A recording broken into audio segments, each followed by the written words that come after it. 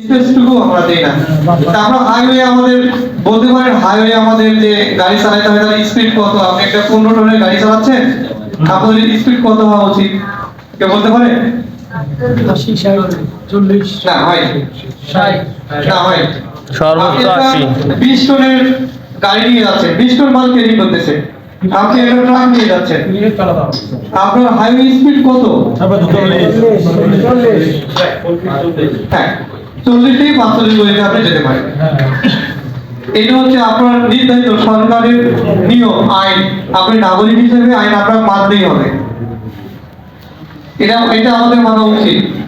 কিন্তু আমরা, আমার গাড়ির লোড আছে 15 টন মাল বা 20 টন মাল, আমি যাচ্ছি 60 টন, 60 স্পিডে, 50-এ।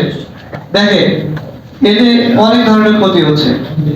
শুধু যে আপনার নিয়ম অমান্য করলেন এতটুকুই না, একটা গাড়ির ব্রেক ক্যাপাসিটি, আমাদের রাস্তার যে কন্ডিশন, আমাদের দেশে যে গাড়িগুলো আমরা চালাই তাতে একটা ব্রেক ক্যাপাসিটি ক্যালকুলেশন করা আছে, তাই না?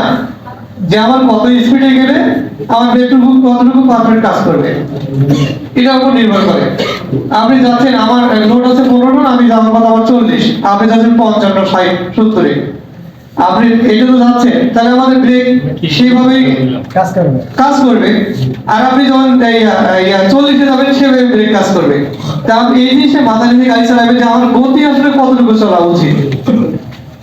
আমরা আমাদের কিছুদিন আগে কুমিরা এখানে একটা অ্যাক্সিডেন্ট হয়েছে, আমাদের চালক পিছন দিক থেকে লাগাই দিয়ে সামনে পুরোটাই বেঁচে গেছে, কেবিন একবারে পিছনে চলে আসছে। আমি কি বলবো, দোষ কার? চালকের দোষ। সে ওভার স্পিডে গাড়ি চালায়, সে যখন সামনে একটা গাড়ি দেখেছে সে নিরাপদ রূপে গাড়ি চালায় নাই, সে গাড়ির কন্ট্রোলিং করতে পারে, সে বলছে না ব্রেকের সমস্যা। আসলে কি ব্রেকের সমস্যা? ব্রেকের সমস্যা না, সে লাগাই দিছে, সে সচেতন ছিল না। এইগুলোর কারণে কিন্তু আমাদের দুর্ঘটনাগুলো হয়ে থাকে। যাই হোক, এসে আমাদের স্যার আসছেন, অনেক কথা বলবেন। আমি এতটুকুই বলি, আজকের আয়োজন আপনাদের জন্য, আপনাদের ভালোর জন্য, আপনাদের পরিবারের ভালোর জন্য। আমরা চালক সবচেয়ে আমরা একটা আমাদের দেশের পরিবেশের সঙ্গে বলেন বা আমাদের সমাজ ব্যবস্থার সঙ্গে বলেন, কেন জানি আপনারা নিজেকেও ছোট ভাবেন আর আমরাও ছোট ভাবি। বিষয়টা আসলে এরকম না। আপনি সবচেয়ে একটা স্মার্ট বিষয়ের সঙ্গে জড়িত আছেন। নিজের কথাবার্তা, নিজের আইন কানুন মানান, নিজের পোশাক আশাক, নিজের যে আপনার বডি ফিটনেস, এগুলোর মধ্যে স্মার্টনেস নিয়ে আসেন, মানুষ আপনাকে সম্মান করবে। এগুলোর মধ্যে নিয়ে আসেন, পরিবার আপনাকে সম্মান করবে, আপনার প্রতিবেশী আপনাকে সম্মান করবে। আপনি সম্মান নিজেকে আনতে হবে, আপনার ব্যবহারের মধ্যে আপনাকে সম্মান অর্জন করতে হবে, আপনার স্মার্টনেসের মধ্যে আপনাকে সম্মান আহরণ করতে হবে।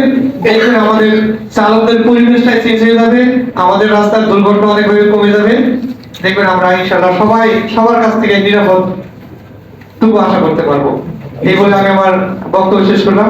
আসসালামু আলাইকুম। ওয়ালাইকুম আসসালাম।